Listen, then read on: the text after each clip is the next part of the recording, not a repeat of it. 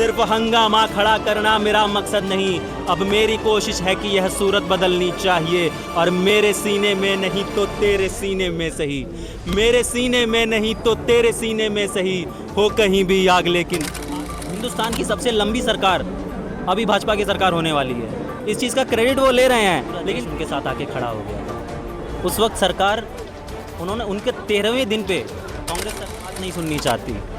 ये इनको जनता से कोई लेना देना नहीं है, ये सिर्फ अपने मन की चला रहे हैं। सोनम सर अभी मतलब आज उनका 17वां दिन है अनशन का, लेकिन सरकार इस पे कोई जवाब नहीं दे रही है। इस पे क्या कहना चाहेंगे आप? ये सरकार किसी चीज़ पे जवाब ही नहीं देना चाहती। कोई भी चीज़ हो, हर चीज़ थोप दी जाती है, सही को सही सुनने को तैयार नहीं है। हर बात पे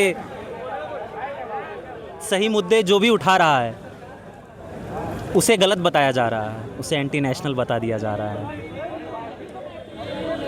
आज सोनम वांगचुक जी का 17वां दिन है, अनशन है।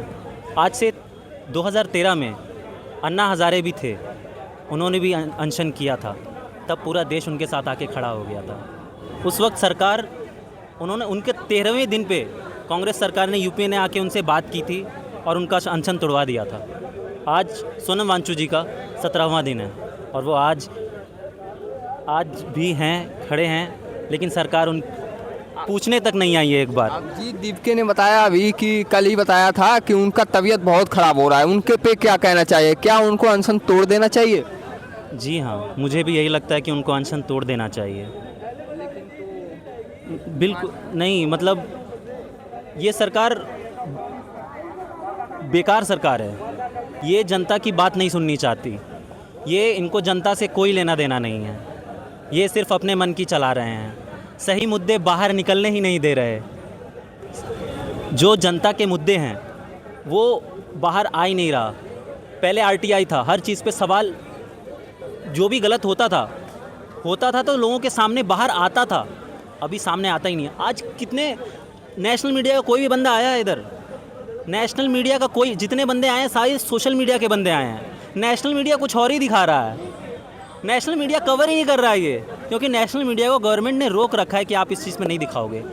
अभी नितिन गडकरी का एक इंटरव्यू हुआ था, कोई उनसे खुल के बिल्कुल पूछ ही नहीं रहा है कि कोई E20 के लिए 50 साल लगे थे ब्राज़ील में, यहाँ ऐसे ही लगा दिया गया। बिल्कुल कोई सवाल पूछने को तैयार नहीं है, कोई जवाब देने को तैयार नहीं है, उनसे तरीके से कोई सवाल नहीं पूछ रहा है जो सही जवाब उनसे पूछे जाने चाहिए कि आप बिना पूछे आप कैसे ये कर सकते हो। जो पुरानी व्हीकल्स हैं, जो 2023 के पुराने व्हीकल्स हैं, वो उनका क्या होगा? वो ख़त्म हो जाएंगे। सिमिलरली पिछले 13 साल से अभी तक कोई एक ऐसा सिस्टम ही नहीं बना है जो सही तरीके से पेपर करवा सकें और पेपर लीक को रोक सकें। क्या एक सरकार जो अपने आप को बताती है कि जो सबसे 15 साल तक इनकी ये कह रहे हैं कि हिंदुस्तान की सबसे लंबी सरकार अभी भाजपा की सरकार होने वाली है, इस चीज़ का क्रेडिट वो ले रहे हैं, लेकिन उन्होंने क्या खड़ा किया आज तक? क्या कोई ऐसा इंस्टीट्यूशन, IIT जैसा कोई इंस्टीट्यूशन खड़ा किया? मैं एक नए इंस्टीट्यूशन की बात कर रहा हूँ। नेहरू पे इतनी गालियाँ पड़ती हैं, लेकिन उस व्यक्ति ने IIT खड़ा किया, IIM खड़ा किया, इसरो खड़ा किया, एटॉमिक ब्रेक खड़ा किया, इतनी सारी चीज़ें खड़ा की पिछले 13 सालों में। मैं इस सरकार से पूछना चाहता हूँ कि ऐसा कौन सा एक इंस्टीट्यूशन खड़ा किया जो इस देश को बहुत आगे लेके जाए?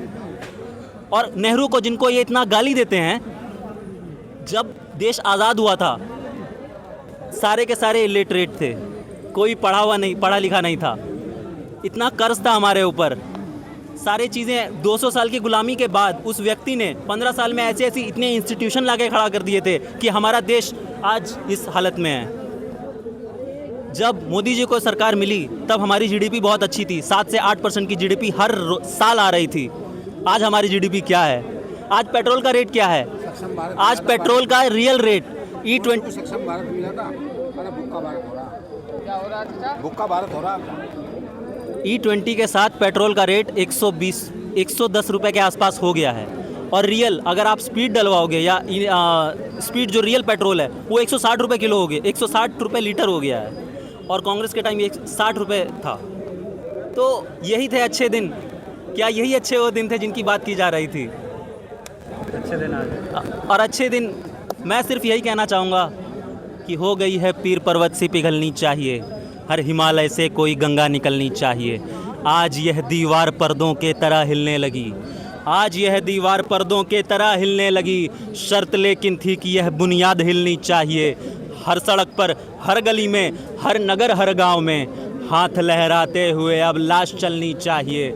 सिर्फ हंगामा खड़ा करना मेरा मकसद नहीं, सिर्फ हंगामा खड़ा करना मेरा मकसद नहीं। अब मेरी कोशिश है कि यह सूरत बदलनी चाहिए, और मेरे सीने में नहीं तो तेरे सीने में सही, मेरे सीने में नहीं तो तेरे सीने में सही। हो कहीं भी आग लेकिन आग जलनी चाहिए। जय हिंद, जय भारत, जय बिहार।